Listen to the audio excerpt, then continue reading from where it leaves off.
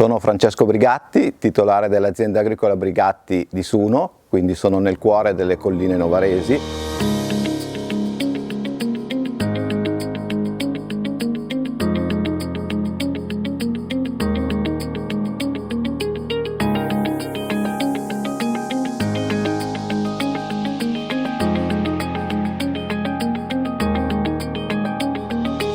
La mia è un'azienda storica, nata circa 100 anni fa, con la passione di mio nonno. Mio nonno aveva una piccola azienda in paese, un'azienda mista, con un po' di animali e un po' di grano e un po' di vigna. A un certo punto si è completamente innamorato dei vigneti, quindi ha deciso di vendere gli animali e con i soldi che ha preso è diventato vignaiolo a tempo pieno. Quindi rappresento la terza generazione di viticoltori. Ho avuto un percorso un po' particolare in quanto sono laureato in agraria all'Università di Torino, dove ho lavorato per un paio d'anni. All'inizio seguivo la ricerca in campo e mi piaceva, poi piano piano è cambiato il mio capo e mi hanno spostato in ufficio dietro ad un computer. Questo non mi piaceva più, quindi ho deciso di riprendere l'attività di famiglia e quindi di condurre la mia azienda vinicola, e oggi quindi sono sicuramente una persona felice perché, avendo un'azienda piccola, riesco a seguire tutto il processo produttivo, dalla potatura alla vinificazione, all'imbottigliamento, alla vendita, alla promozione, quindi ogni giorno è diverso dall'altro e questo sicuramente ha aumentato notevolmente la qualità della mia vita. Oggi conduco 6 ettari di vigneto e coltivo per scelta solo i vitigni autoctoni nativi dell'Alto Piemonte, quindi coltivo Nebbiolo, Barbera, Vespolina,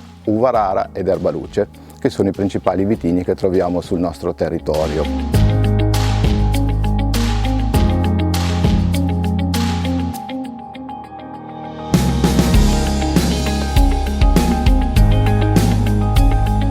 Il vino più rappresentativo della mia azienda si chiama Mütziflon ed è il vino storico perché è il primo vigneto che ha impiantato appunto mio nonno. Mio nonno ha scelto di effettuare il tipico taglio alto piemontese, quindi questo è un uvaggio con l'85% di Nebbiolo, 10% di Vespolina e 5% di Uva Rara. Il Nebbiolo serve a dare corpo e struttura al vino, la Vespolina dona colore e conferisce un tipico sentore speziato al vino stesso, e l'Uva Rara è per la parte più fruttata del vino. L'affinamento è per 20 mesi in botte di rovere di Slavogna e il nome, curioso, Mütziflon è il nome dialettale. Nel dialetto di Suno Möt significa collina e Ziflon è il canto degli uccelli, quindi letteralmente la collina del canto degli uccelli. Quindi direi che mio nonno ha inserito anche una nota poetica nel vino che a me piace molto.